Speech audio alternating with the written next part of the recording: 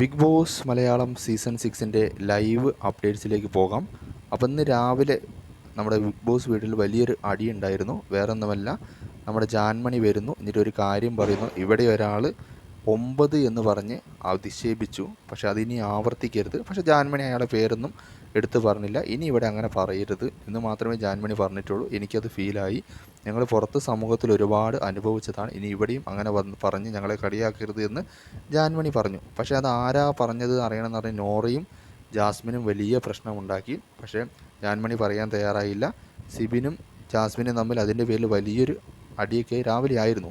അപ്പോഴും ആരാ പറഞ്ഞതെന്ന് നമ്മൾ ആരും അറിഞ്ഞിരുന്നില്ല. പക്ഷേ ഇന്നത്തെ എപ്പിസോഡിൽ വളരെ കൃത്യമായിട്ട് അത് കാണുന്നുണ്ട്, ആരാ പറഞ്ഞത് എന്ന്. അതായത് രാവിലെ ജാൻമണി, ജിൻഡോ, അർജുൻ, റസ്മിൻ എന്നിവരെല്ലാവരും ഫുഡ് കഴിക്കുകയായിരുന്നു. അപ്പോൾ ജാൻമണി ജിൻഡോയോട് ചോദിക്കും, എത്ര ചപ്പാത്തി കഴിച്ചു എന്ന് ചോദിക്കും. അപ്പോൾ ജിൻഡോ പറയും 8 എണ്ണം കഴിച്ചു എന്നറിയും. അപ്പോൾ അർജുൻ പറയുന്നതാണ്, ഒന്നും കൂടി കൂട്ടി 9 ആക്കിയാലോ എന്ന് അർജുൻ പറയും. അതാണ് ജാൻമണിക്ക് ഫീലായത്. ജാൻമണി അങ്ങനെ അവിടെ ഇരിക്കുമ്പോൾ അർജുൻ അത് പറയേണ്ട ആവശ്യമില്ല. അർജുന് വേണമെങ്കിൽ 2 എണ്ണം കൂടി കൂട്ടി 10 ആക്കി കൂടെ എന്ന് പറഞ്ഞുകൂടേനോ, എന്തിനാ 9 എന്ന് തന്നെ പറഞ്ഞ്. അതാണ് ജാൻമണിക്ക് ഫീലായതും.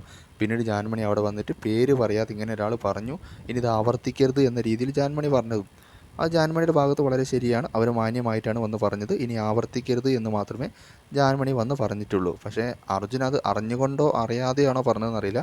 പക്ഷേ അങ്ങനൊരു ആളവിടെ ഇരിക്കുമ്പോൾ അയാളെ വേദനിപ്പിക്കും അല്ലെങ്കിൽ അയാൾക്ക് കൊള്ളും എന്ന് അറിഞ്ഞുകൊണ്ട് അങ്ങനെ പറയേണ്ട ആവശ്യവുമില്ല. അപ്പോൾ ഇത് പറഞ്ഞ വ്യക്തി അർജുനാണ്. അത് ഇന്നത്തെ എപ്പിസോഡിൽ വളരെ കൃത്യമായിട്ട് കാണുന്നുണ്ട്.